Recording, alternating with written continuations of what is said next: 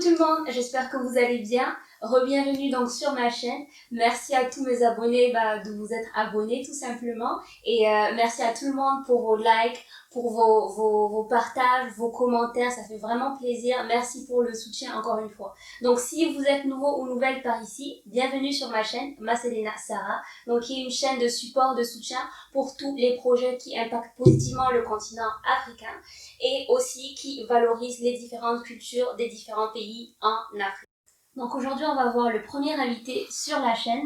Il s'appelle Mohamedou Diallo et il est donc le fondateur et le directeur général de CIO Mag, lancé en 2006 à Marrakech. Donc il a aussi été rédacteur en chef du magazine mensuel Réseau Télécom Network de 2007 à 2015 et il a aussi collaboré avec plusieurs organes tels que les Échos de France, l'Observateur, Jeune Afrique et bien d'autres encore.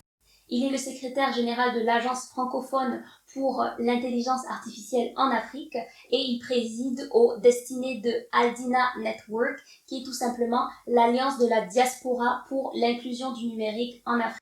J'espère que le sujet vous plaira, il est très intéressant. Je ne vous en dis pas plus et je vous laisse visualiser la vidéo. N'hésitez pas à laisser un pouce bleu si toutefois elle vous a plu. Et pour être au courant des prochaines vidéos, abonnez-vous à la chaîne et activez la cloche de notification pour ne rien rater. Du coup, ce sera la partie 1 de cette vidéo et je vous laisse profiter du générique.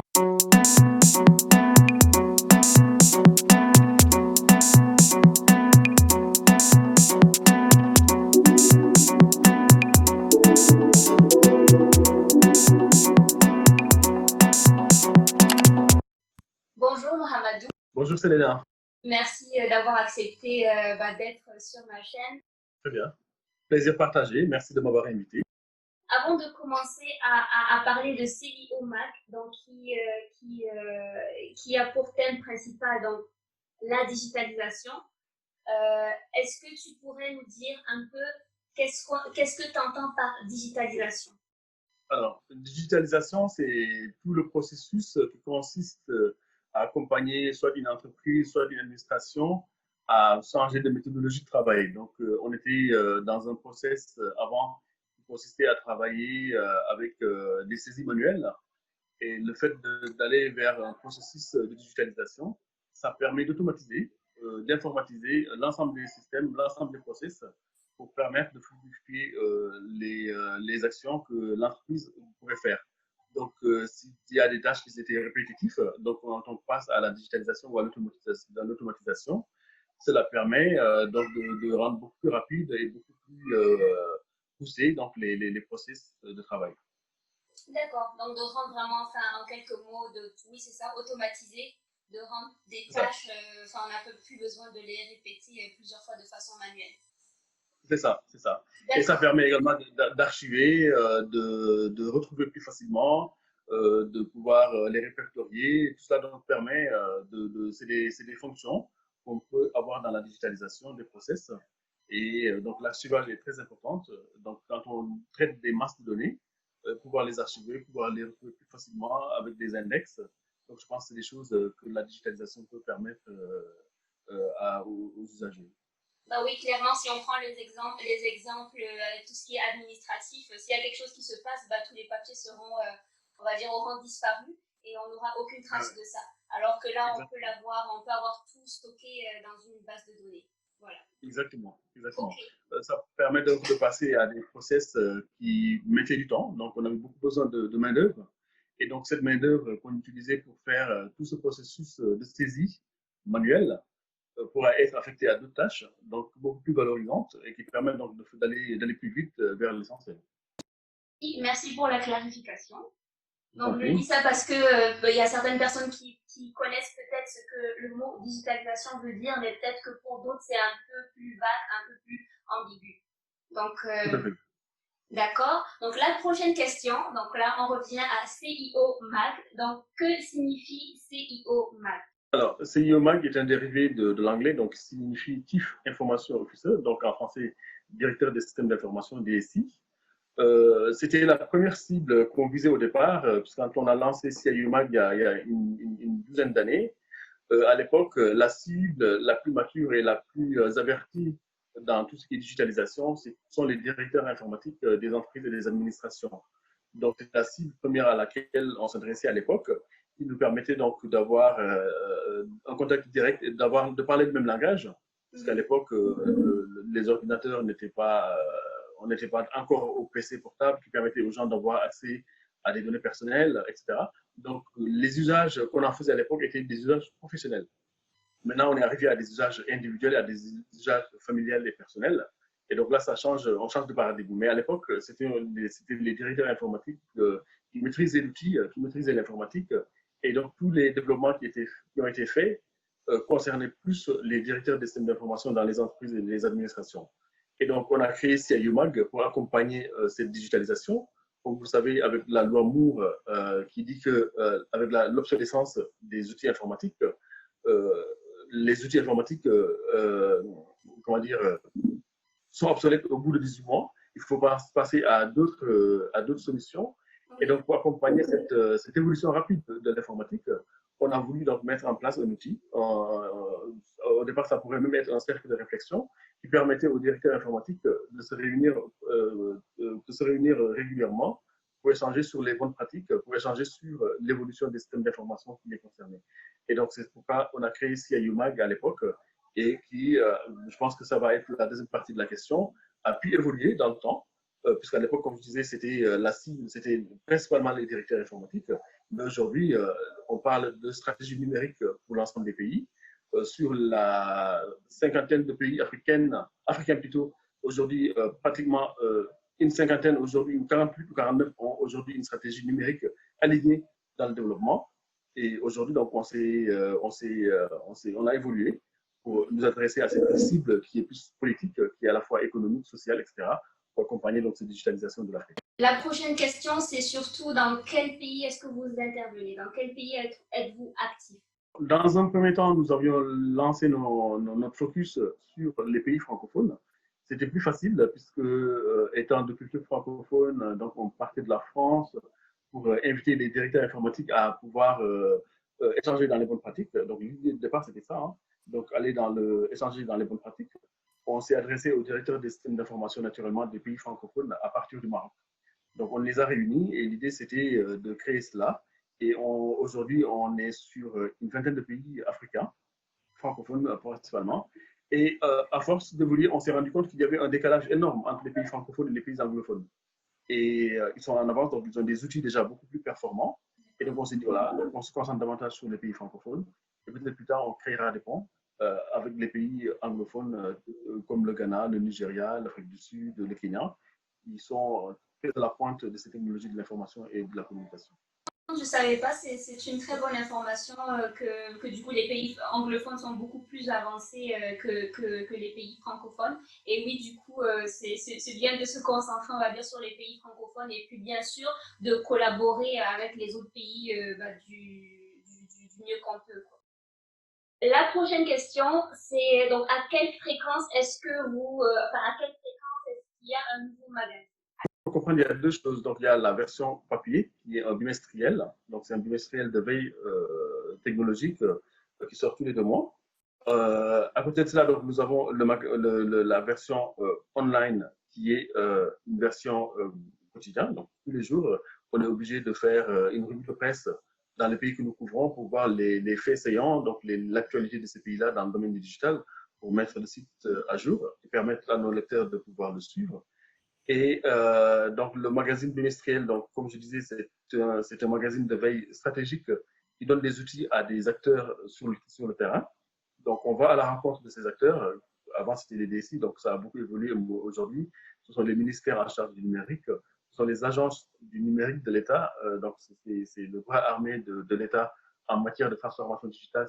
C'est les agences qui sont un peu le DSI de l'État, parce que l'État a plusieurs ministères et chaque ministère pense à sa digitalisation. Maintenant, pour pouvoir uniformiser l'ensemble, il fallait passer par une agence gouvernementale qui puisse le faire. Aujourd'hui, pratiquement tous les pays ont une agence gouvernementale qui centralise l'ensemble de ces informations et qui participe à accompagner ce processus de digitalisation de l'État. Et donc, ce sont nos interlocuteurs également. Donc, nous les interrogeons de façon régulière. On va à la rencontre de l'information pour voir où est-ce qu'ils en sont dans leur process, qu'est-ce qu'ils ont mis en place, dans le domaine de la construction, dans le domaine de l'état civil, dans le domaine de l'archivage, etc. Donc là, ce sont des informations qui nous intéressent et que nous rencontrons régulièrement, ces différents acteurs, pour avoir l'état des lieux, l'état de l'art de ce qu'ils font. Également, tout ce qui est stratégie numérique, comme vous le savez, aujourd'hui, la plupart des pays déploient des réseaux de fibre optique qui permettent d'interconnecter les différentes régions. Déjà, ça passait par les différents ministères, donc de pouvoir avoir des câbles de fibre optique qui permettent donc de câbler et d'interconnecter via un backbone l'ensemble des réseaux des ministères. Avant, c'était les entreprises. Donc voilà, il y a des évolutions qui se mettent à ce niveau-là. La présence des opérateurs de télécommunications, tout ce processus de diversification. Avant, c'était la data. Avant, c'était plutôt la voix. Aujourd'hui, c'est la data. Et de plus en plus, on va vers des services numériques à forte valeur ajoutée qui s'appuient sur les données. Donc, ça peut être la finance digitale, ça peut être les produits d'assurance. Aujourd'hui, on accompagne tout ce processus-là et voir comment les opérateurs se transforment pour accompagner donc, justement cette digitalisation du continent. Donc voilà, ça fait quand même beaucoup d'informations que nous glanons au quotidien pour accompagner nos lecteurs. Vous accompagnez, ou en tout cas vous êtes présent dans tout ce qui est gouvernemental, mais aussi au niveau des entreprises, mais peut-être aussi au niveau des particuliers, si je ne me trompe pas. Ouais, les particuliers, un peu moins. On est plus sur les acteurs que sont l'État. Les particuliers, on peut le dire d'une autre façon, c'est les usagers en fait.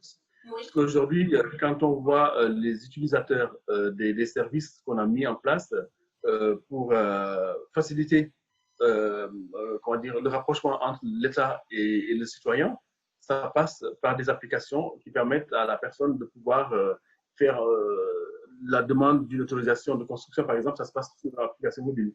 Donc, forcément, la personne est une personne lambda, un citoyen lambda qui puisse faire ces demandes-là à travers donc, son application, à travers les portails mis en place par le gouvernement ou par l'État. Et donc, ce qui nous permet, nous, en tant qu'acteurs, d'enquêter et de s'intéresser à cette cible-là dont tu parles, en dehors donc, de l'État. Donc, on s'intéresse également à la cible en tant qu'usager. Et c'est également valable pour tout ce qui est finance digitale. Aujourd'hui, quand on voit dans la finance digitale, l'utilisateur final, c'est la population. Donc, forcément, on s'intéresse de voir comment les usages évoluent, comment ces populations s'intéressent à la finance digitale et comment on participe. D'une part, il y a deux sujets qui sont intéressants là-dessus. C'est tout ce qui est identité numérique. Aujourd'hui, la moitié de la population africaine n'a pas accès à une identité formelle. Et donc, le numérique permet à ces populations de pouvoir faire des déclarations de naissance, de faire des déclarations de décès, etc., de mariage, via une application qui permet donc de rentrer comment dire, de déclarer ça, donc de se mettre en règle par rapport à l'administration de l'État. La fiscalité également est également ces problématiques-là. Voilà. Donc, toutes ces applications-là qui permettent donc de payer la facture en ligne, de payer son abonnement en ligne, etc., ce sont des usages qui nous intéressent. Et on s'intéresse également aux usagers, comment aujourd'hui ils se l'approprient, comment ils arrivent aujourd'hui à mettre ça en place pour pouvoir l'utiliser de façon plus facile. Voilà, donc clairement, oui, les usagers nous intéressent à ce sens-là. D'accord, c'est super intéressant parce que j'avais aussi une question par rapport à la population justement, mais on va y revenir. Alors la prochaine question, c'est du coup, quelle est la ligne éditoriale donc, de CIO Mag? Donc, de quel sujet traitez-vous? Je sais que tu as déjà, déjà mentionné quelques-uns, mais est-ce que tu pourrais là rapidement juste résumer la ligne éditoriale de CIO Magazine? Alors, la ligne éditoriale, donc on est, comme je disais, on est un magazine de veille stratégique. Donc, on s'intéresse à tout ce qui est veille dans le domaine du digital, donc tout ce qui est l'arrivée de technologies de pointe comme tout ce qui est cloud computing, comment le cloud computing est géré au niveau local, comment l'impact que ça peut avoir dans la cybersécurité. On a des sujets sur les données personnelles, qui est un vrai sujet. Comment aujourd'hui l'Afrique fait face à ces données. L'Afrique produit énormément de données. Est-ce que ces données-là vont être traitées localement en Afrique ou vont être traitées ailleurs? C'est une vraie question qu'on se pose aujourd'hui, qui fait partie de la ligne éditoriale de CIO Mag. Aujourd'hui, il y a l'arrivée des startups, les startups qui constituent aujourd'hui un espoir pour tout un continent. On a des applications qui émergent comme je l'ai expliqué tout à l'heure, la FinTech, où on a des applications qui sont nées au Kenya et qui sont devenues aujourd'hui des références au niveau mondial. Donc, c'est des questions pointues dans le domaine de l'innovation qui sont parties de l'Afrique et qui peuvent aujourd'hui s'intéresser au reste du monde. Donc, aujourd'hui, il y a toutes ces applications liées à l'éducation. Donc, en fait, tous les secteurs qui sont affiliés à l'atteinte des objectifs du développement durable, il y en a 17. Donc, c'est l'éducation, c'est la santé, c'est l'accès à l'agriculture, c'est voilà, l'inclusion financière. Tous ces sujets-là qui concernent donc l'atteinte des objectifs du millénaire, on le traite sous l'angle où on se dit comment s'appuyer sur le digital pour atteindre les objectifs du développement durable. Donc, on a jusqu'en 2030 pour un certain nombre d'objectifs à atteindre dans plusieurs domaines, l'éducation, la santé, etc. Et donc, voilà. Donc, l'idée, c'est de dire, voilà, en s'appuyant sur le digital, comment le numérique peut accélérer l'atteinte de ces objectifs à travers donc, les technologies numériques. L'Afrique est encore un terrain encore vierge où il y a beaucoup de choses à faire. Et aujourd'hui, il y a des applications qui se mettent en place pour accompagner justement cette évolution.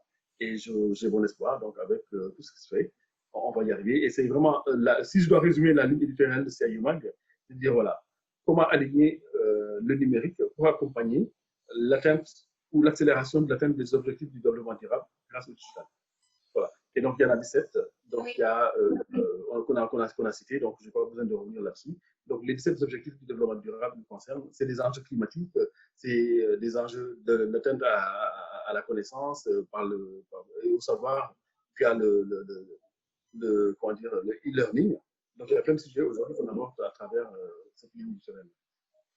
Bah c'est super intéressant et de toutes les façons je veux l'inviter, mais en tout cas ceux qui vont regarder la vidéo, ceux qui seront intéressés à en savoir plus, de voir directement justement au niveau de vos plateformes ou bien de contacter les personnes pour pouvoir avoir plus ample réponse. Et il y a deux points qui sont assez importants. Donc, il y a un, c'est le Digital African Tour. Est-ce que tu peux nous dire qu'est-ce que c'est que le Digital African Tour et qu'est-ce que vous faites durant ces tournées? Alors, il y a deux choses. Donc, le Digital African Tour et les assises de la transformation digitale. Donc, c'est un roadshow que nous organisons tous les ans. Donc, il y a beaucoup de mots en anglais, je m'en excuse. Donc, c'est une tournée africaine dédiée au digital que nous faisons dans 9 capitales. Donc, après avoir accompagné la création de plusieurs associations des directeurs informatiques, à l'époque, l'idée, il y avait un effort de sensibilisation et d'évangélisation sur la digitalisation qu'on devait faire. Et cet enjeu de digitalisation passait par les rencontres thématiques qu'on organisait dans les différentes capitales, qui nous permettaient, d'une part, de rencontrer nos lecteurs, d'autre part, de rencontrer les autorités gouvernementales pour discuter avec eux sur les enjeux de la transformation digitale. Et à l'époque, il y a un point très important que je devais souligner, c'est qu'à l'époque, l'informatique était considérée comme un centre de coût dans les entreprises.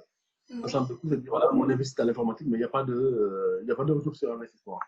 Et l'idée, c'était de dire à l'époque, non, l'informatique n'est pas un centre de coût, mais un centre de profit. Et comment accompagner les directeurs informatiques à faire passer le message-là auprès de leurs directeurs administratifs financiers, auprès de leur direction générale. Ça passait par des rencontres où on apportait des témoignages en disant que si on aligne l'informatique à la stratégie de l'entreprise, ça permet de gagner des parts de marché, ça permet de gagner en compétitivité, en efficacité. Et aujourd'hui, à l'époque, ce n'était pas le cas. On est très loin, donc on est parti de très loin. Et donc, il fallait porter ce discours-là auprès des entreprises pour leur dire, voilà, investissez davantage dans l'informatique. Ce n'est pas un centre de coût, c'est un centre de profit. Et que l'informatique alignée et l'informatique qui est performante peut accompagner à la croissance de l'entreprise. Les entreprises aujourd'hui du CAC 40, il n'y en a pas une seule, quand on parle de la France, la plupart des entreprises qui sont cotées en bourse, la plupart ont un alignement stratégique lié à l'informatique qui permet d'accompagner cette accélération dans la transformation. Aujourd'hui, les entreprises et les administrations ont commencé à le faire. Et donc, il fallait évangéliser toutes ces personnes-là, toutes ces administrations-là et tous ces patrons-là pour leur dire que voilà, investissez davantage dans l'informatique et encore plus confiance à votre directeur informatique qui peut accompagner la transformation de votre entreprise. Voilà. Donc là, ça passait, l'esprit de faire le digital African Group commençait par là. Donc, on a commencé ça en 2008. Donc, on a commencé à faire des rencontres au Maroc, ensuite en Côte d'Ivoire, au Sénégal, au Cameroun, etc. Et l'idée, c'est de réunir les responsables informatiques avec le patronat. Donc, la plupart du temps, c'est des confédérations générales des entreprises de ces pays-là de patronat pour ensemble discuter sur les enjeux de la transformation digitale et comment ça peut accélérer la compétitivité des entreprises à l'international. Et donc, cette phase-là est déjà acquise. Aujourd'hui, on continue à le faire. Donc, dire voilà comment aujourd'hui, dans chacune des rencontres, comment lutter contre la cybersécurité, comment accroître la cybersécurité plutôt, ou comment le numérique peut accompagner les faire à atteindre les objectifs du développement durable. Je le disais tantôt en disant aujourd'hui, on investit, parce que la plupart des pays aujourd'hui africains investissent énormément dans l'éducation et dans la santé. Hein. Donc, c'est les deux facteurs, deux postes de dépenses qui sont les plus importants. Quand on voit, est-ce qu'on peut continuer avec l'accroissement de la population, est-ce qu'on peut continuer à investir comme on le faisait avant dans le domaine de l'éducation et dans le domaine de la santé? Visiblement, non, on ne peut pas le faire, puisque aujourd'hui, avec l'accroissement de la population, l'Afrique a plus de 115% de la population qui a moins de 25 ans. Et ces personnes-là qui arrivent qui naissent et qui grandissent ont besoin d'accéder à l'école. On ne peut pas continuer perpétuellement à élargir et à donner plus de salles de classe dans les différents pays. Maintenant, comment faire pour permettre à ces gens-là d'aller à l'école, d'accéder au savoir? On ne peut pas le faire dans le schéma classique, puisque là, ça nécessite d'investir davantage dans les salles de classe. Je prends l'exemple d'une ville, parce que c'était paru dans le livre de Bruno Bettling de chez Orange, il disait que dans des pays comme la Côte d'Ivoire, où il y a un quartier où il y a plus de 50 naissances par jour. Imaginez, donc 50 naissances par jour, cela nécessite comment dire, la construction d'une salle de classe par jour. Imaginez, donc avec tout ce qu'on a, donc si on doit investir et construire une salle de classe par jour, investir dans les infrastructures, recruter les maîtres, les profs, etc., on ne peut pas le faire. Donc maintenant, pour accompagner cet accroissement de la population, il faut s'appuyer sur les outils digitaux pour justement transformer et aider les gens à accéder au savoir. Donc il y a tout un processus de mise en place d'un système d'éducation lié à la santé, lié au e-learning, à la e-santé, qui permettront à l'Afrique de s'en sortir digitalement de cet accroissement de la population et de l'accès au savoir et de la santé. Voilà. Donc ce sont ces sujets-là que nous abordons à l'occasion de nos forums.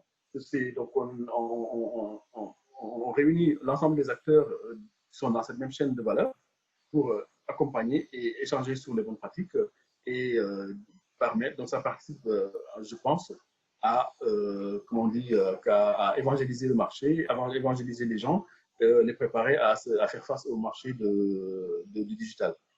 Et une fois avoir fait donc ce Digital African Tour, donc ce roadshow dans une dizaine de capitales africaines, donc pratiquement une étape par mois, donc on fait la phase, ce que j'appelle une phase retour en France.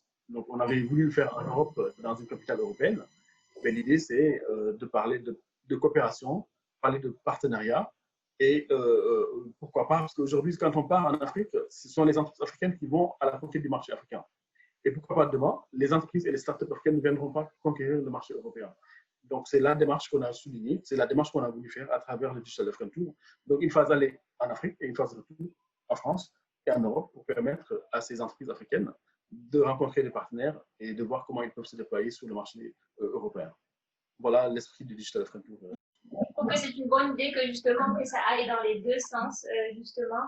Et à ce que j'ai pu comprendre, ce fut en tout cas au début un grand travail de sensibilisation, donc tu dis d'évangélisation, comme tu dis. Et je trouve ça aussi bien que justement qu'on rende, comment dire encore, profitable la digitalisation par rapport à toutes les contraintes, on va dire à tous les obstacles rencontrés, aux réalités tout simplement qu'il y a dans certains pays, clairement. Donc je trouve ça très intéressant. Merci beaucoup.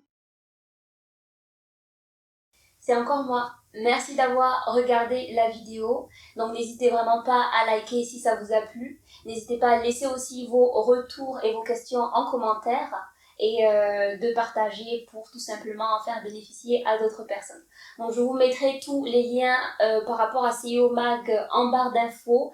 Et n'hésitez surtout pas donc aussi à les contacter si toutefois ce sont des sujets, ce sont des thématiques qui vous parlent. Donc n'hésitez vraiment pas. Encore merci et à bientôt pour une nouvelle vidéo. Et du coup, vous connaissez la chanson. Si vous aimeriez savoir un peu plus sur mes activités, donc je vous invite à vous abonner à mon compte Instagram. C'est là où je serai la plus active. Bye bye.